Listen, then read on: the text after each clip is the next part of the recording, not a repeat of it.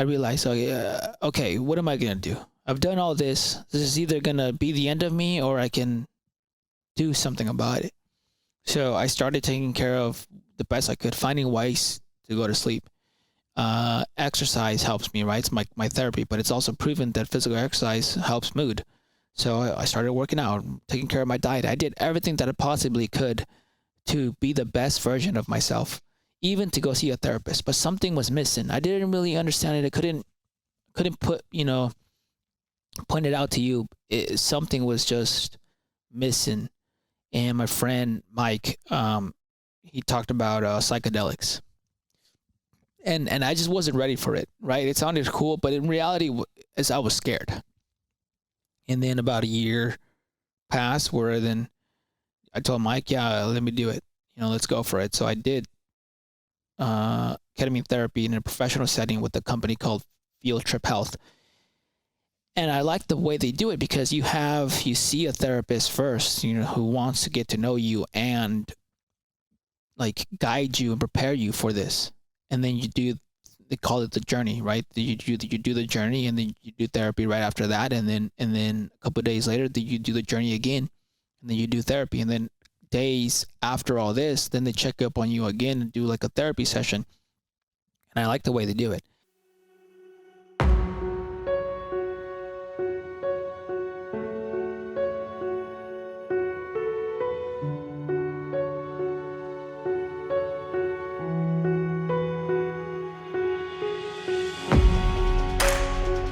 Welcome to the Transition Drill Podcast.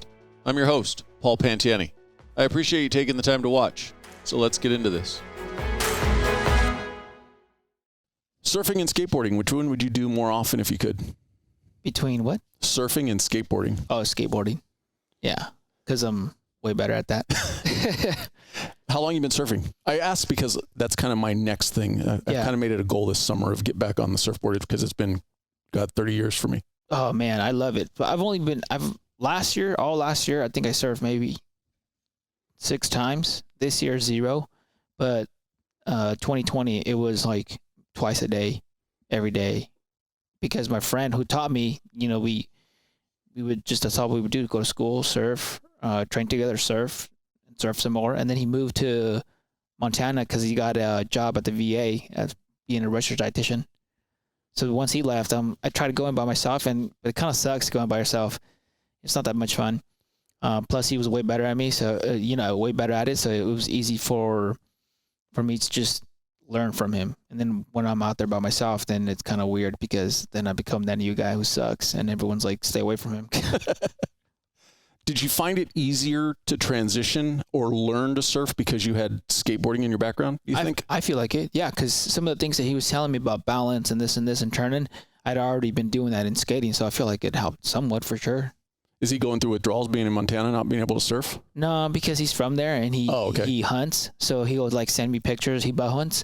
He'll be like, look what I caught, and he's so good at it. I'm like, dude, teach me that now. I want to learn how to hunt like that. So is that your next venture, is learning how to bow hunt? Yeah. I was actually going to buy my first bow early 2020, but then COVID happened. So I was about to pull the trigger because I was like, fuck, the one I want costs a lot. Basically, it's almost like a rifle. And I'm like, okay, I'm going to do it. And then COVID happened, and I'm like, well, I'm glad I didn't buy a bow and have it just sit there. Well, and we'll get into this because with your work doing training as far as shooting and stuff, the one nice thing that I think about with bow hunting is it still allows you to work on the mechanics of marksmanship, but it's not as expensive. A few bows, you shoot them into a target, I'm assuming you could retrieve your arrows and then start all over again. Whereas if you want to go shooting as far as guns, it costs money for the ammo. Oh, yeah. So just a huge cost savings. Yep. So going backwards, where'd you grow up? I grew up in Southern California, like Garden Grove, Santa Ana area, because my parents were split. So we were doing the 2 weeks at a time. So 2 weeks I was in Santa Ana, 2 weeks I was in Garden Grove, but both were low income communities. And how were you as a kid? What was life like? School good for you? Sports? No, so I was very in my own head, in my own world. So like, it didn't really bug me. A lot of the stuff didn't bug me because I just thought it was normal. So school was tough because at my house, all I would hear and see is Spanish this, Spanish that, right? TV, my parents, music. So going to school, I didn't understand a lot, but I didn't know any better. I thought everybody was like going through what I was going through. So like, oh, they probably don't get this either, just like how I don't. Sports, I mean, we're too poor to pay to go play, but we would, just play on the streets. I mean, back in the day, I'm not sure if kids do it that much now, but back in the day, all the neighborhood kids would just get together. You have basically one can here, one can there, or a backpack here and a backpack there, and then you just play soccer all day. Definitely, I don't think kids play in the streets and on the streets the way we did or you did when we were kids. It's just not common anymore. They spend their life, it seems like, inside on a video game. Yeah, most for sure. Brothers, sisters? I have one older brother. I have 2 younger brothers and younger sisters. And all from the same parents? Or? Oh, no. My dad fucking, he won't stop. He just keeps, it's by 3 different ladies, and he's still fucking at it. He won't stop. Now, I've heard in other podcasts you mentioned pretty difficult home life in the sense of physical and mental abuse. Oh, yeah. My dad was an alcoholic. And again, I thought this was normal. I thought all families were like that. The dude, he would come home, he would be so drunk. And at the time, because we just want to, we're happy he's home, right? So we just want to spend time with him. He would play a game with us where he would take off his belt and he said, if I find you guys, I'm going to whip you. So we thought we were playing hide and go seek or something like that. But he just wanted us to go hide, and he would go to bed and just fall asleep. And then eventually we would all just come out and then be like, well, he's sleeping. Let's just go play. So when he wasn't passed out and he wasn't at work, he'd be at home, and we were fucking scared. Like, are we going to get beat? It was never a question of if, it's when. When are we going to get beat? Is it because of this or that or this? My mother telling us that we fucking ruined her life, that nobody loves us, and that we're not going to grow up to be anything, and all this shit. So, and again, I thought it was normal. So when you were with your mom, you were getting the emotional abuse, and when you were with your dad, you were getting the physical abuse. Yeah. And was it a constant, or just when your dad was drunk that he was physically abusive? Oh, no, just, yeah, with or without him being drunk. When he was drunk, it was actually even better because he would kind of just get tired and just be like, fuck this, I'm going to sleep. So growing up, and we're going to get into the gang life that you worked your way into, did you like going to school, or was it always a struggle for you? No. So yes, it was a struggle. Like, I didn't understand what they were saying, but I loved school because, one, nobody was fucking hitting me. Everybody was super nice. I got to eat. When kids would like look at their lunch or breakfast and be like, I don't want this, I'd always, every single day be like, can I have it? And they would give it to me. It got to the point that kids around me knew, give him the food, right? Because that's when I got to eat. So I was like, fuck yeah, I love school. I get food and no one beats me. I do cool things. There's recess. But like, yes, English was hard. Math was hard. Everything was hard, Did you ever get to a point where you, looking back on it, tried to delay going home and stay at school, helping out, doing anything that just kind of kept you there? No, because, nowadays there is like after school programs, but back then, no. School was over. It was over. Go home. Yeah, go home. Yeah. So how'd you get into skateboarding?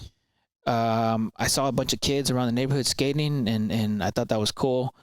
And then I would see magazines, and it always amazed me. Like, I didn't understand how they would do these tricks and all this stuff. I'm like, it looks like the board is glued to your guys' legs and stuff like that. I don't get it.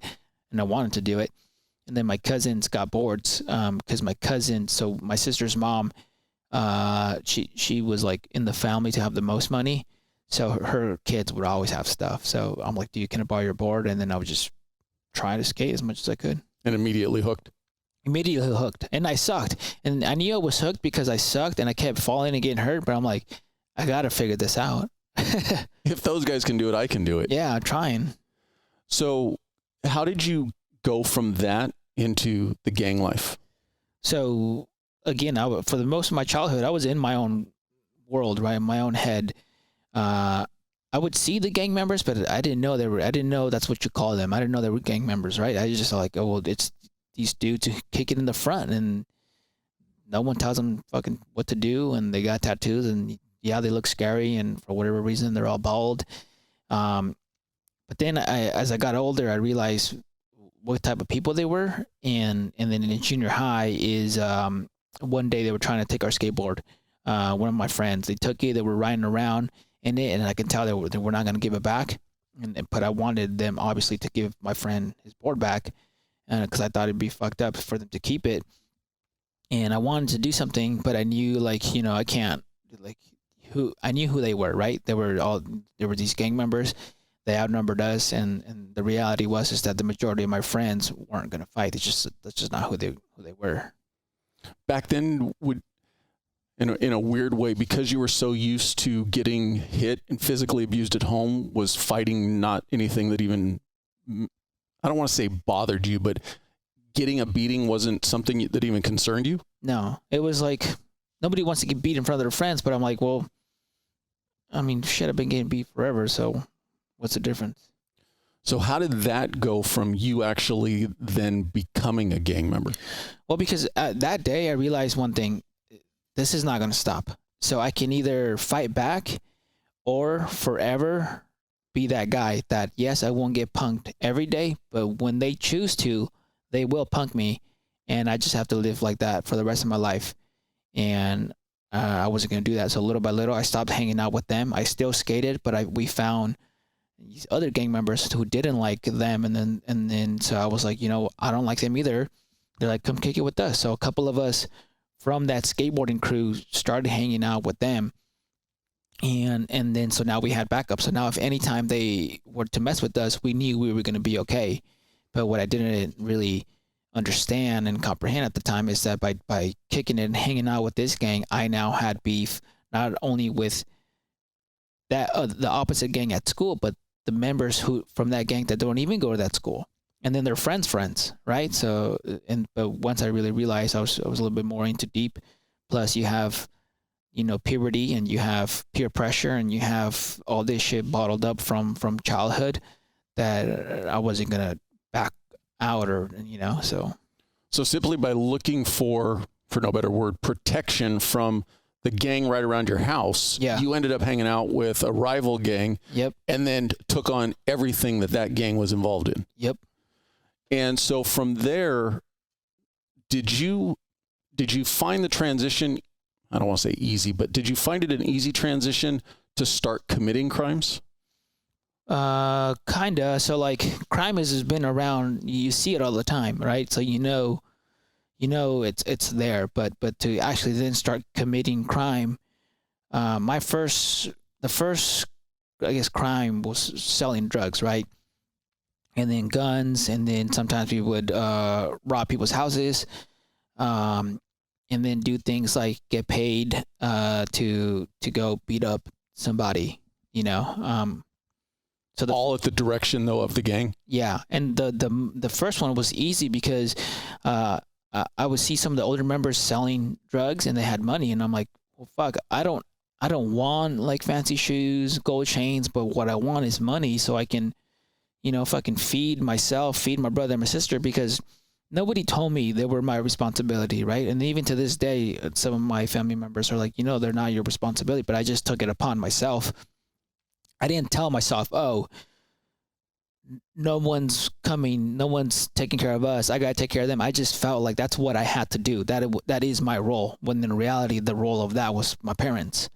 So I'm like, well, if I do that, then I can give them food, and I can give them clothes. So as soon as I started making money, immediately I took myself and them to the mall, and I'm like, everything that we've been denied, we can fucking have now. So, shoes, clothes, go out to eat, and then from then it was, well, if I'm selling guns, if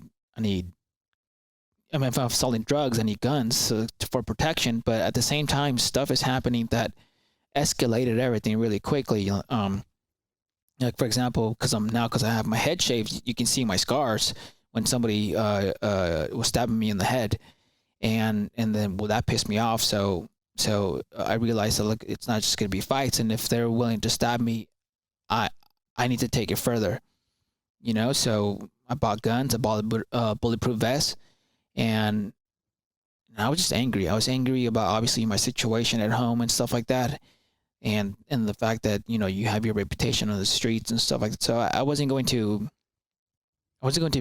get picked on. I wasn't going to be second best, third best, or anything. If I was going to do this, nobody was going to surpass the amount of violence that I was producing. And quickly I gained a reputation, and eventually started leading my own little crew within that gang. And how old are you at this point? So when I got stabbed, No, when you got to this point where you're actually leading your own crew. 16, 17. So you're still a juvenile. Yeah. And how much younger are your brother and sister? My sister's 2 years, and my brother is 6 years. So you took on almost like a father role just by proxy, so to speak. Yeah. Yeah. I got to grow up fast. Where do you think that moral compass came from? If you got such bad information from your father and your mother, how do you think you developed this? As weird as this sounds, because you were a gang member, you were committing crimes, but it sounds like you still had an idea of what was right, what was wrong. I'm doing this to get money to take care of my family, not to put gold chains around my neck, not to buy a fancy watch, but to take care of my brother and sister. Where do you think that came from? My grandparents, because my grandparents would so my mom's dad and mom, especially my grandpa, he always set the example. He didn't have much money or whatever, but he took care of his family. And they would teach you, try to teach us about right and wrong, and they could see the situation, right? So they try to do their best with the amount of time and money that they had for us, because they have their own kids, Right. and their own stuff that they got to worry about. That, and then also just internally, it's just a feeling. When you were at that age, 16 years old, what were you thinking was going to be your future? Well, I knew there wasn't going to be any future, because I was like, I didn't understand how people would live this life, but we all see these movies, and it's almost like people only listen to the first half of the drug movie, and they never or don't give a fuck about the other half. Like Scarface. All those movies end perfectly. Yes, there's not one movie who, like, at the end it says, and they got away free. So I knew there's a limited amount of time that I can do this, and if I want to do it longer, I need to be smarter. So I was doing a lot of crimes, but I was smart about it. I went to go take CSI classes. I'm not sure if you call it CSI, but I went to go do those courses at a local community college or center so I can learn what they were looking for. So when I would do all this stuff, I none of that was there, any of that type of evidence, and it worked, because I got away with a lot of stuff that in reality, myself and my friends should have been in jail for a long time. Were you still going to school at this point? Yeah. Were you trying to get to a point to be able to graduate, or was school just something you went to take up time during the day? It was kind of like that. At the worst, it was just somewhere to just meet girls and hang out with my friends. But I was trying to, I was trying my best. But with the situation that I had at hand, it's like, it's just not going to happen. Did you ever get any pushback from your parents? I mean, they had to have seen where you were. Oh, they didn't give a fuck. No, they didn't care. They could see me. They could see my clothes. I went from a skater to shaving my head and stuff like that. They didn't care. They're different now, right? They're different now. Now we go to their houses and they hang out with my kids and stuff like that, because they're changed people. But at the time, my mom had me in her graduation picture. My brother and I are there, and we can both walk. High school graduation. Yes, her high school graduation picture. Yeah. So I think when she graduated high school, it's already 2. So they got they're young, and then in reality, what are they gonna do? Nothing. So even if they didn't, was there even any conversations like, hey, you need to stop doing what you're doing, or did they literally just not care? They didn't care. My mom was probably the only one that around when I was 17 is when she started going to church and saying like, hey, you can't be doing this. There's some gang members here at this church. Maybe you should talk to them. But at the time I was like, I'm 17 years old. It's 17 years of the vast majority being shit from her. So I wasn't going to listen to her. Did you actively keep your brother out of the gang life? I tried, but what I didn't realize, because now when he's older, he to this day tells me things that I fucking can't believe he was there around, because my mom would be like, take your brother. And then, so he would be with me and he would be like, yeah, I saw you do this. I saw you do that. And I remember when so-and-so happened, I would be like, fuck, dude, you were there? And he's like, yeah, man, I was young, but I remember, I saw. So I was like, yeah, so I guess I was trying, but in reality, my actions were not. If anything, it was pushing him in that direction. So even though you weren't actively trying to recruit him, you didn't realize that just by him being around you, you were indoctrinating him into it. Yeah. So when does the military hit your radar? So what, 9/11, I was 11 years old. And I knew as an 11-year-old, I remember thinking like, it's bad that I can't go and help, because I was born and raised off food stamps. And the way I saw it was the country that's been helping my family and that taking care of us, it's now in danger, right? It's now attacked. And I remember thinking like, I want to give back, but obviously I'm only 11 years old. And most 11-year-olds don't think like that. But again, you got to grow up fast. So by 11 years old, I was already thinking like an 18-year-old would. So I stayed in touch with the military. Like I would watch the National Geographic specials. I would watch the military channel. I don't think it's called the military channel anymore. I don't know what it is now, but they used to have, it might be Discovery now, but. So then I would watch all that stuff and it was still going. So I thought I wasn't going to get a chance to go fight and then do something for the country. And the closer I got, I realized like, I think I can go. And I knew there was no future. So, and I always looked up to soldiers because, they took, now I know why, because one, they were taking care of each other. They were strong, they were brave and stuff like that. So I just wanted that. I wanted to be that. And I wanted to be surrounded by people like that. Did you know you specifically wanted the Army, or did you even realize that there were different branches of the military? No, like I would hear it. I just thought they all just fell under the same thing. I thought it was just one thing. And I was like, okay, I want to go to the Army. And when did you make the decision to enlist? I found out that you had to be 17 and a half. I went there when I turned 17 because I thought I was going to tell them, oh, in 1 year, you can join.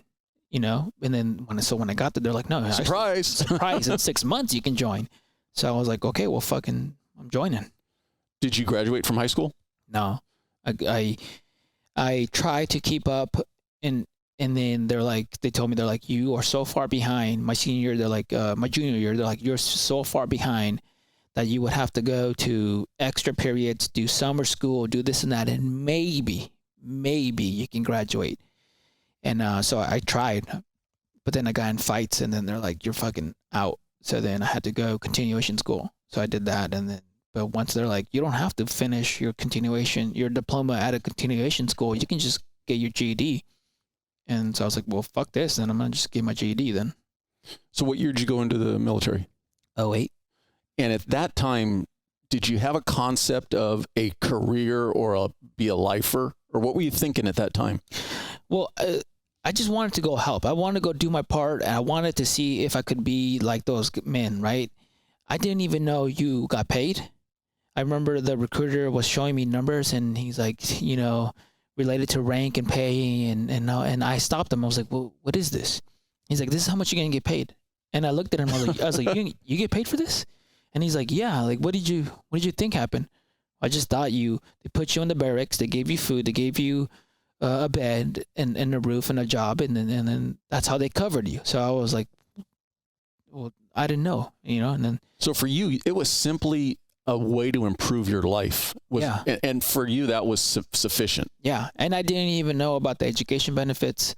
And at the time, at the time they were taking illegals as well. They're like, oh, you can even get your citizenship. And I was like, oh no, I'm born here. And they're like, oh, okay. But that's how bad my English was that the dude thought, oh, he's not from here.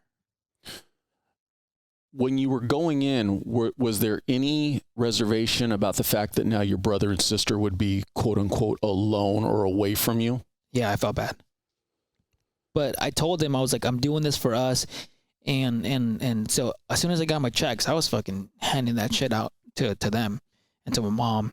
And so like I said, my mom was changing, so it was easier to send her money. But like my first deployment when I took off, I mean, I didn't fucking I came back with zero. My account, the only money that was in my account was the check I got the week before we flew back in. So I was over there for a year and, you know, making a couple grand a month, and I came back with just the check they gave me. And this will be, I think, a reoccurring theme that will always come back around. It's one of the things that I find amazing about you, and I truly mean this, is your constant willingness to give back. You know, the fact that you didn't get into that lifestyle of, hey, I got all this cash now, I'm not having to do crimes to do it, but your drive was to still take care of your family. And that's it, from what I've heard, and that's still you today. Yeah, because like I mean, I was born fucking on beans and rice. Put it this way, when beans and rice were at my house, I knew in my eyes, I felt like we had money. Like, because we would walk everywhere. And when we had money, we would take the bus. That's how I knew life was good. When we were on the bus, I knew life was this is good. Because traditionally we walked everywhere. So none of it, I was impressed by like skateboards and stuff like that, but like I never looked at shoes and clothes and was like, I need that. You know, or whatever. As long as I can have, well, back then it was MP3 players, right? As long as I can have a skateboard and an MP3 player, like life was fucking good. I never cared about looking fresh. To this day, I don't care about that. When I make money, I'm always like, how much good can I do? Because I value people more than I value material things. Well, the material things will go away. The relationships and family are the one things that are going to be there forever. Yeah. When you got into the military, was it a hard transition for you? Did the rules and the regulations and stuff? It was and it wasn't. It wasn't because I looked up to the men. So like I cared what they said, right? I wanted to listen to them, but it was hard because you're going in there with people from all over the country, and they themselves have certain attitudes and stuff like that. So there was fight and stuff like that. But I just wanted to be better. I never saw it as like, I don't want to be like a gang mentality or that mindset, because in reality, the things that I was doing on the outside, I was getting praised for doing in the inside, you know, as in from the streets to the military. Being part of that unit, taking care of your teammates. In a sense, you left one tribe for another tribe. Yeah. This tribe just happens to be defending the country. Yeah. This tribe was defending a turf. Yeah. When you ultimately decided to go special forces route and became a Ranger, when did that decision happen? So I would see them, I joining the military alone, I was really proud of myself. But what happened was, I didn't know if I could even make it, right? I was like, well, if I can't cut it, they're going to fucking give me the boot. But so when I made it, I remember thinking, well, if I can do this, what else can I do? You know, because nobody told me that if you put your you know, head towards something, like if you put your time and energy, you can achieve things. Nobody taught me that. So when I experienced that small, for me at the time, it was huge success to officially be in the military. I remember thinking, well, what else can I do? And I met, he's a really good friend of mine. I have a bunch of mentors, but he is like the top mentor of my life. You know, his name's Hugo van der Wal, and he took me under his wing, and he just poured all this information and stuff. And as I was building myself, because I was a malnourished kid, like in basic training, while kids were losing weight, I was gaining weight. because you're actually getting 3 square meals a day. Yeah, you were getting 3 meals a day, all day, you know. So it was like, of course, this was better. This was so much better. So, and I didn't know anything about training, you know. So the more I learned about training, the faster and stronger I got. And then the question was, well, so now I knew what what special operation was, right? Because when I first joined, I just thought you joined the military and then they picked some people and said, hey, you go to that unit, or you go to. I didn't know there was a selection process. I told Hugo that, you know, maybe thinking of going, and Hugo wasn't even my first line supervisor, as some people would like understand. He wasn't even my team leader. He was a team leader in another platoon, but he just saw me and was helping me out. So, but I remember when I voiced my opinion, my goal or thoughts about joining special operations, my actual team leader and my squad leader just laughed in my face. And then they're like, you think you can do it? And I just would say nod and say, you know, I was like, oh yeah, I would agree what they were saying, right? They were saying that it was so tough that if so can't make it, what makes you think you can make it? And I would be like, oh yeah, I know you're right. Yeah, you're right. But in my head, I was like, I'm still going to fucking do what I want to go do. And that's at least go try. You think there was any jealousy on their part in the sense that maybe either they tried and couldn't do it, or never had the, I don't want to say the guts, but the guts to not. It's a combination of a lot of things, because what happens when it's 2 things when it comes to special operation guys from the regular forces. Either they respect you or they hate you. And if they hate you, it's because they either think that you think you're better than them, or it's their self-defensive mechanism because they don't have that in them, right? So my section leader, my squad leader, my team leader, and even my peers, when they laughed at me, it was probably because some of them thought, hey, you have to look like Superman to actually make it, right? And or they've tried and fucking failed, or they're just mentally weak and just wanted to project their fucking, you know, self-doubt, insecurities on me. Going into the military initially, was it a struggle from the physical fitness side of it? Because I can't imagine. Yeah. It was tough. It was so tough. Everything was tough. I'd never ran that much, you know, besides running from the cops, you know. Everything was tough. Like I could barely pass the minimum score. So the minimum score, to me, that was the fucking toughest thing to do. When you went to selection, had you improved on the physical fitness side? Yeah. Dramatically. In the sense, were you training specifically for it? Were you getting guidance on what to specifically train for? No, because back then they didn't tell you much. Nowadays, there's a bunch of YouTube videos. I made one about it. There's programs. There's people who used to be in special operations who teach you how to train up for it. But back then, you just fucking did whatever random things you thought were gonna help you. So I just ran as much, rucked as much, did as much of everything that I could do. I just did. And with everything that you experienced growing up, what would be classified as a very difficult life, mm-hmm. I would imagine that had to make you very mentally strong when you're going through the selection process. Yes, and I didn't know that. See, so I thought it was all going to be physical, which it is. You have to meet the requirements, right? But what I didn't understand and what kind of threw me off is like dudes who if you were a betting man, you would put money on them to pass, were raising their hand and saying, I'm done, I quit. And I didn't get it. And then as time progressed, and I realized like mental strength is everything. Was there ever, how many years total did you do? 8.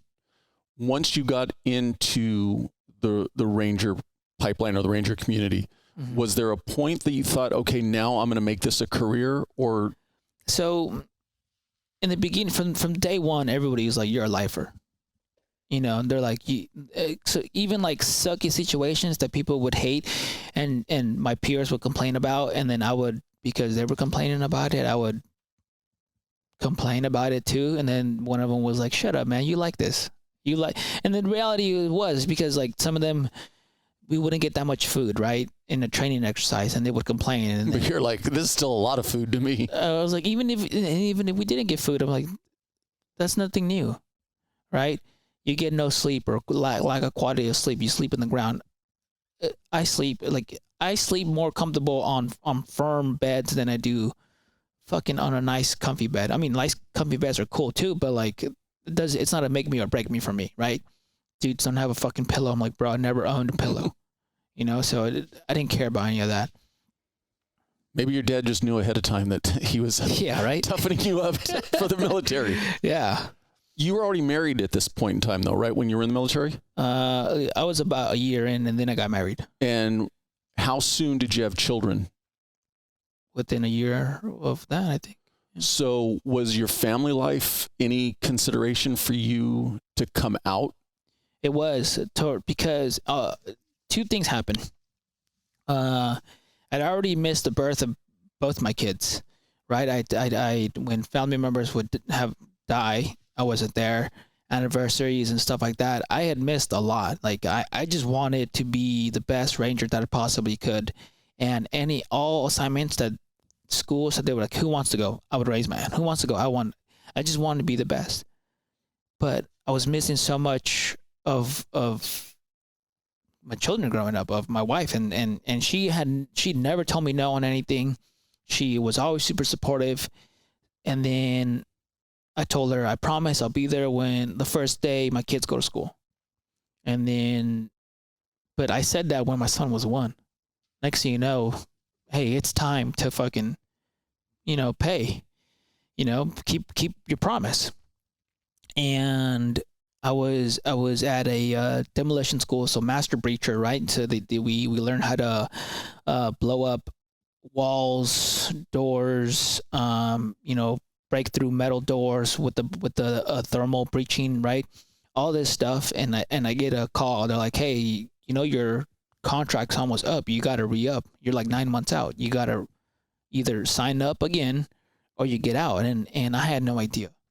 Almost 8 years had just gone by like that, and I'm like, fuck, okay. And then so I went home and I told my wife, I was like, and I could see in her face that she was like, let's get out. But even then, her being so supportive that she was at the time, she was like, maybe you can just do a 2-year contract. And I was like, no, I'm not going to do 2 more years, and then that's it. Because then I was like, and she's like, you did also say you were going to be there, because my son was about to start school, and I'm like, fuck, I'm getting out. Where were you guys living at the time? Where were you stationed? Savannah, Georgia. And was the plan to stay in Georgia, or did you want to come back to California? I didn't know, because I had already, when I was active duty, I was training and competing in martial arts as well. So like I liked the gym that I was at, but home was California. That's where her family's from. That's where my family's from. So I was like, oh shit, we're going home.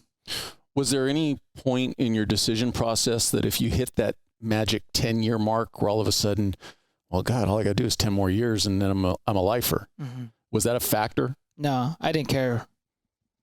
So coming out, did you have a plan for what you were going to do afterwards? Kinda. So like by then we'd already heard the stories of veterans, because this is 2016, right? I think I first heard stories of dudes killing themselves and having a tough time probably like in 2010. So it was just getting worse and worse and progressing from there, right? So you would hear stories of this and that, right? And it wasn't as, the numbers and stories weren't out there like how they are now, because social media isn't what it is back then. Back then it wasn't like this, right? And what we have now. So, but amongst your community, it was very well known, because those are your brothers and sisters that you're serving with. Yeah, but even then people won't really talk about it though. Nobody wants to talk about that stuff. So I realized I should have a plan so I can continue my success. And I didn't even consider it as success. I just wanted to continue the direction that I was going to, right? So so I learned this and this from the military. Well, if I just apply myself, then I should be okay. Not even successful. I'm just thinking about just being okay, right? So what do I need to do? Well, I need to find a job, find a source of income. And I knew if you went to school, you got paid. And at the time, no one, to this day, no one in my younger sisters right behind me, but no one has a degree or even gone to college in my family. So I wanted to do that. I'll do that to show all my younger cousins that we can do it too, and my kids, and then also I'll get paid. So as much as I didn't want to go to school, the reasons to go to school were way bigger than me. So you get out, come back to California, and enroll in school. What were you initially studying? Nutrition, dietetics. And how did you find, well, let me go back real quick. How many total deployments did you go on? Total combined time, 24 months. And immediate friends, how many did you lose to suicide? Immediate friends, just one. But you knew quite a few. Yeah. How did you find your transition out? Was it a smooth transition for you, or did you struggle with it? For the first 3 months, well, hold on about that suicide. So immediate friends, one, but people who I've seen face to face at one point or another, fucking, I don't know, more than a dozen for sure. You know, we didn't hang out and they didn't come to my house to have carne asada, but like I knew them, and then like, fuck, you hear the story, you're like, I never thought that dude would kill himself, and then he fucking kill himself. I'm working my way to it because I know that you've used the psychedelics or whatever you want to refer to them to address your own. But I just want to kind of take it in a small step. Your first initial it was I call it the honeymoon stage because everything was great. I come back, I didn't fucking die, I didn't completely lose my mind, and everyone is happy because. So what happened? Well, like I said, my grandparents did their best. My grandpa died. So when I came home, I then became the leader of the family. And I think I was like 1 month in of being home, and my mom was like, you know, you're the leader of the family now. I was like, yeah, I figured, you know. And then, so everything was great. Everybody was happy. I was happy. But, you know, things that I wasn't dealing with all comes out. Because now the ride's over. Now you gotta fucking, everything you've been suppressing on purpose and not on purpose, you have to fucking deal with, and it comes out. You know, so my friend's dying. Obviously all the war stuff, all the fucking things I've seen and done, the relationship issues that my wife has suppressed just to be supportive, it all just comes up. And then you add the accumulation of maybe financial issues or this or this or this or that, and it just fucking exploded like month 3 to the point where I'm about to get a divorce. I'm sleeping at my aunt's futon. I have no fucking money, and I don't even see my kids, and I got out to see my kids and be with my wife, and you know, and it was just fucking shit. What was the first thing that you started noticing that was a problem for you, that was causing these problems? For right away, lack of sleep. And then it wasn't like I thought of a situation. I just couldn't fucking sleep. And it's like I felt like I had to do something, or something was coming. And then, you know, my wife, on her side, all this stuff is now coming out, and then me not realizing, like, what the fuck? Why is she being like this? Why is this stuff coming out? Why she isn't supportive and such a yes person to me on the things that I'm doing? And then, you know, everything in between.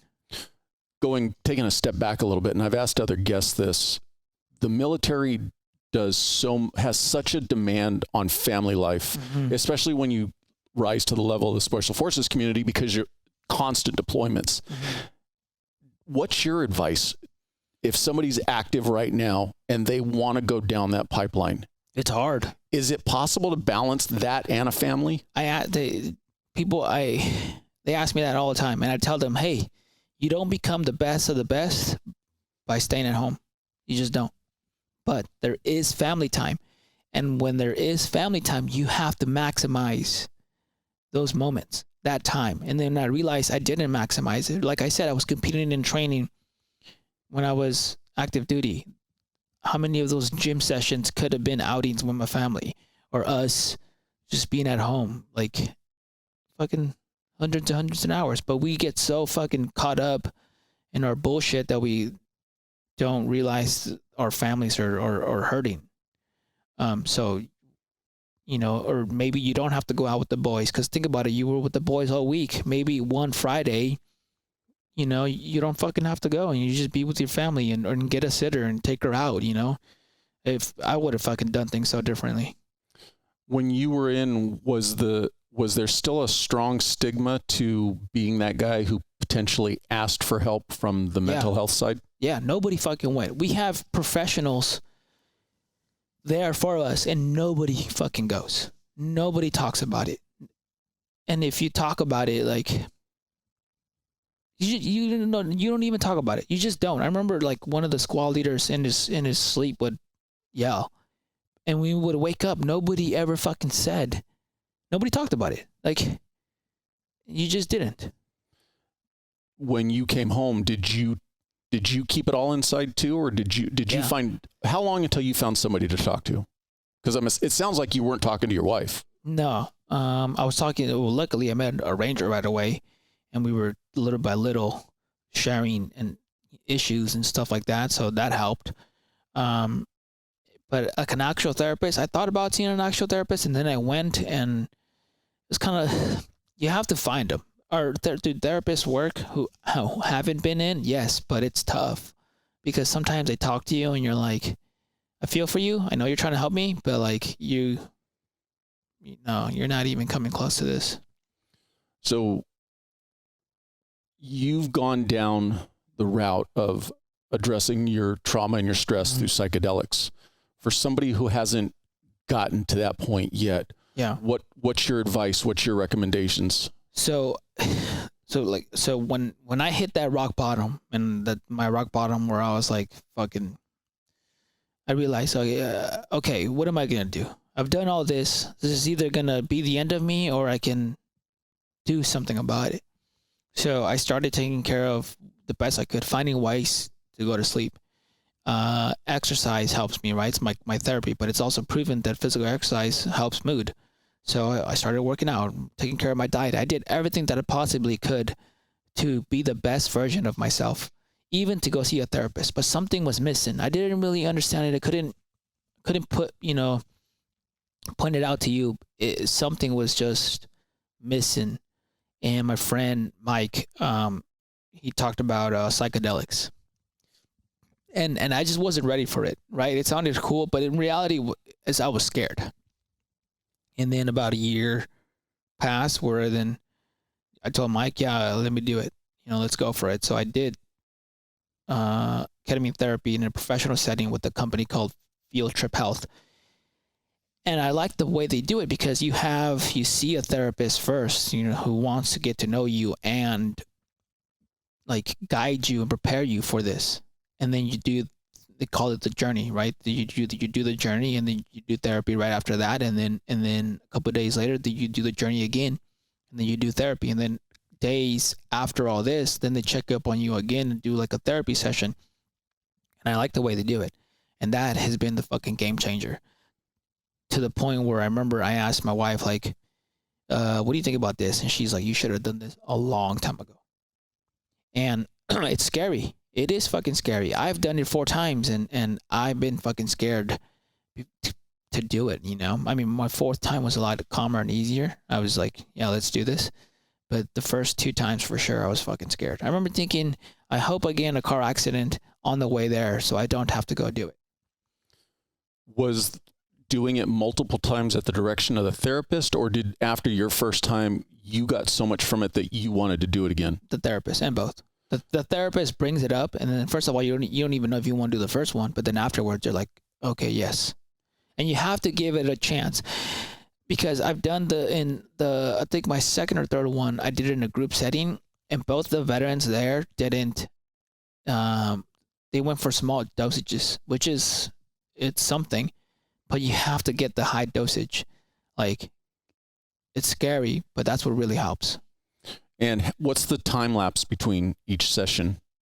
My first one, it was like a Monday. The second one was a Wednesday. Oh, so when you say you've done 4 sessions, they were very close together. No. Oh, so I did that, right? And then I took a break, like a 2-3 month break, and then did 2 sessions. Do you see that this is something that you'll continue doing, or will there get to a point where you won't I don't want to say feel the need, but you won't have to do it? Maybe. Like, first of all, after the second one, I took a big break because I just didn't feel like I needed to do anything. Like, even, like, I'm not a heavy drinker, but like, I remember going to have a steak and I was like, I don't even want the drink. I don't want any of this. Like, I even had mushrooms in my house, and those mushrooms just went to waste because they got old. But I remember looking at them, I'm like, I don't need to do any of this. You still talking to a therapist regularly? No. Because at this point, this is why I don't, because now I have a community and group where when we talk, it's basically therapy, because we're open with each other, and when we talk about A, B, and C, easily, instead of just talking to nobody and having it all bottled in. And we're definitely going to get to that. The one thing I want to go backwards in, so you talk about training for Muy Thai. Mm-hmm. What brought you to that? Ninja Turtles, Power Rangers, and all that. Like, I thought that was cool and I wanted to do it. But again, growing up, you have no money, so you can't fucking go to an MMA gym, or back then there wasn't MMA gyms, but you couldn't go to karate gym or Muay Thai gym. So then when I had money, I remember thinking like, well, fuck, what do I do with it in the military, right? So besides giving it all to my family, I was like, well, I'll go to the gym and just do that. And in combination with, you've also transitioned to doing jiu-jitsu today. Mm-hmm.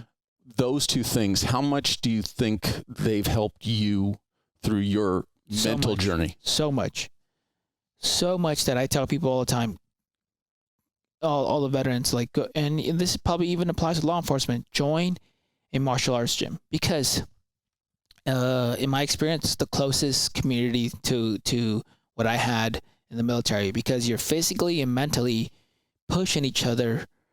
It's good for your mental state, and you're making friends. And then there's your community right there. Where did the theory, or where did the vision for OG Pumpkin come from? And tell me what OG Pumpkin is. So OG Pumpkin, I guess you can say, started, even from my street days. I always was the type to try to bring the group together, trying to have a good time, trying to build something solid, right? So and then I did that in the military too. I would tell people, hey, I'll buy the food, I got the grill, come to my house, and we'll have beers, and I always did that. So then getting out, I didn't tell myself I'm gonna make a company to make money. I was just hosting events at my house, again, having people come together, watch UFC fights. So the veterans were either from my martial arts gym or from school. And then my third baby was coming, and my wife's like, we can't afford this. We're either going negative into the account, or we're barely making our bills. And she was right. So, but by then I already been, 3 years out, giving free advice because people knew I was going to school to become a registered dietitian. So I was giving free nutrition advice, and then advice to how to prepare and join the special operations community. So when I started OG Pumpkin, I already had a following on social media, and I already had support from people because they're like, this dude actually fucking cares. But I just didn't want to sell anything. I wanted something that meant something to me, and my son drew that pumpkin. So I'm like, this is going to be the first design. Hopefully it goes well. And when did it officially become an actual nonprofit organization? Well, it is a profit. Oh, okay. My wife calls it a nonprofit because I give all the money away. But, 2019 was when I made the stickers. And then September, because I check on my phone because it tells you the stamp date. So in late August, I made the batch of stickers. In September, and that's when I gave them away. In September is when I got the Shopify and said, well, I got stickers now, and then a t-shirt. And so that's technically, I guess, when I made it. But then I didn't put in the LLC until 2020 because Shopify stopped paying me. They're like, hey, we need to see your documentation. And I was like, what do you mean documentation? She's like, your business license or LLC form and all that crap. And I was like, fuck, I just wanted to supply the UFC events at my house. That's all I wanted. So when they're like, this is for your business, I remember thinking like, fuck, I didn't even think this was going to be a business. I thought it was just a side hustle. right? I sold drugs and guns, so just like a little side hustle. So I thought this would be the same thing. So now it's an actual business. So for somebody wanting to do, because your motivation for creating it was to bring veterans together and create a new tribe or a new community. For somebody who's got the idea that they want to do something like that in their own community or whatever, what advice would you give them?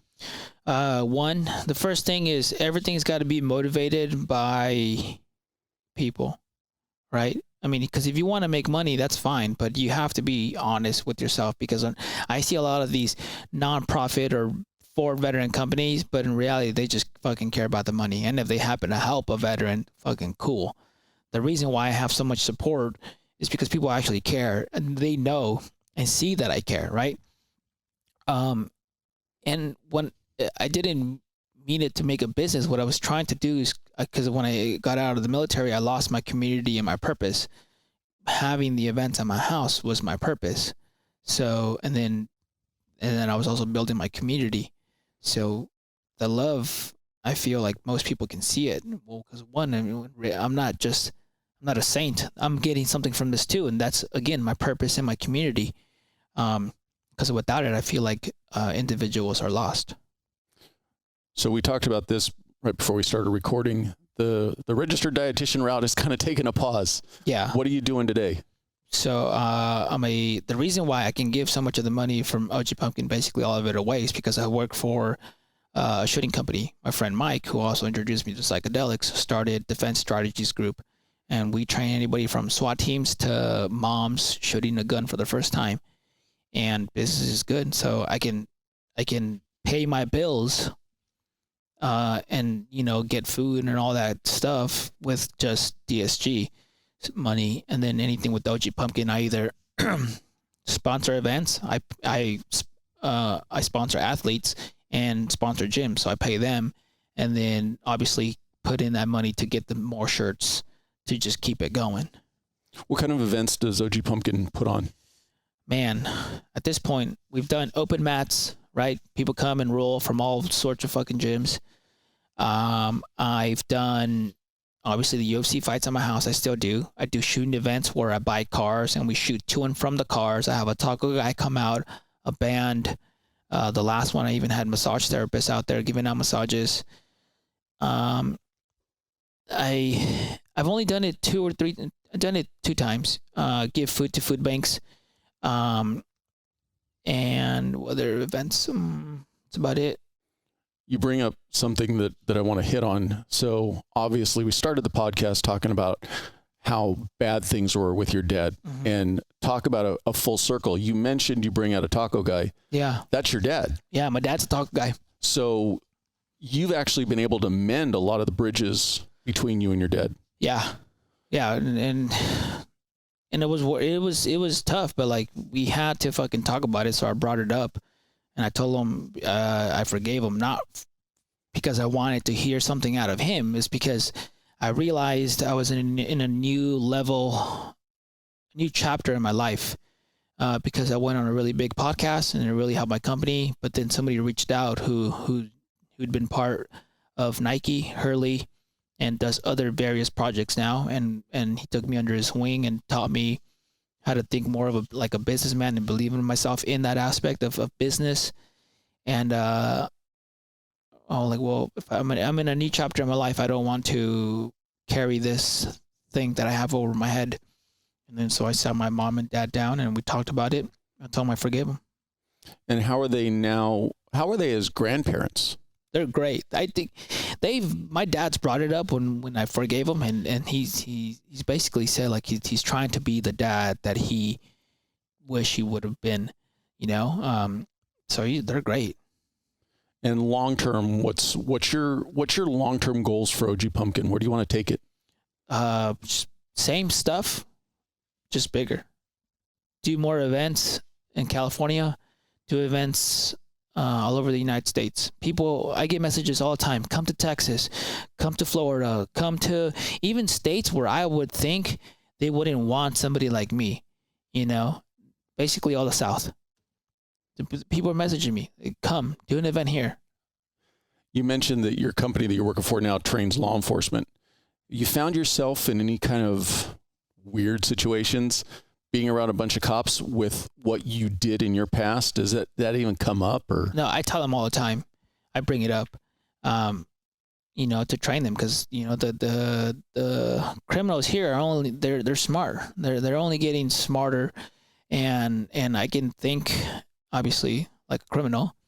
So like I'll do things and I'll catch them, and like for example, we were training a SWAT team, and then we're supposed to clear the house, and then I was the active shooter, and I hid from them, because I told, and so when the drill was over, I walked behind them and I was like, dude, what's up? Like, what happened? And then they were like, fuck, like, where were you? And I'm like, look, I based the fact that I know you're carrying all this heavy equipment and you train. So I know you're probably your knees and your back hurt. Don't want to look down. And you don't want to look all the way down. And you have to understand that you can't think about it as, oh, I won't hide there. Just because you're that big, that doesn't mean somebody won't hide there. You wouldn't.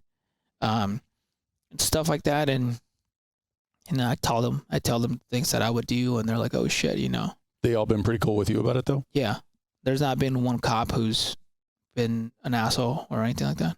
Well, I think just personally, I think it's great that from what you came from to where you are today is definitely commendable. And it's something that anybody looking at you should definitely have a lot of respect for you for. Going for last little bit, any advice that you would give? Put yourself in your shoes back when you're about to transition out. Excuse me. What advice would you give to yourself today, or somebody in, who was in your shoes back then? Well, stuff is going to come out. How much is going to affect you? I don't know.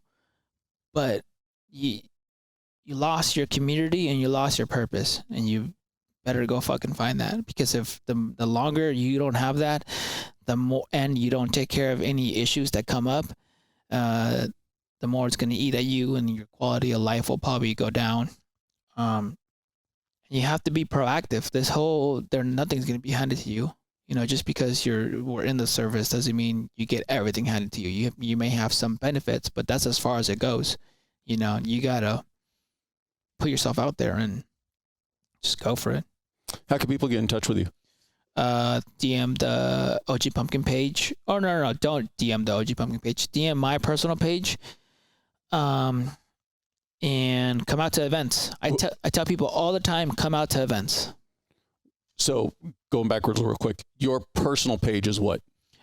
Angel G Cortes with an S 175 on Instagram. Do you have a website for OG Pumpkin? I do. It's rangercortez.com, or if you just Google ogpumpkin.com, it'll come up.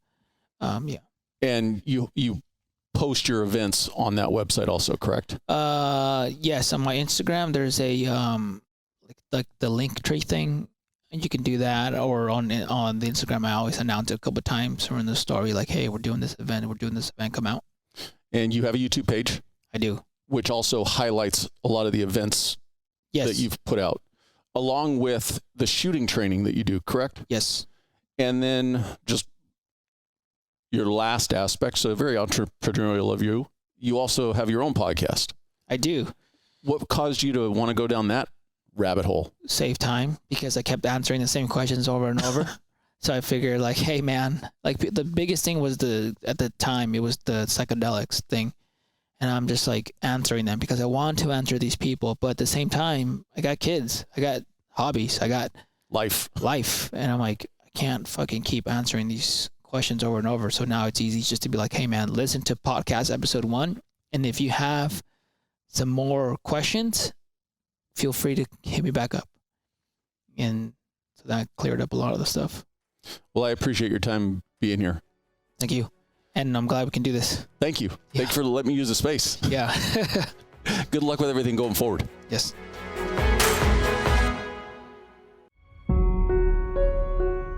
I appreciate you watching. But before you go, if you like the video, please hit that subscribe button. Also, any comments are appreciated. Thank you.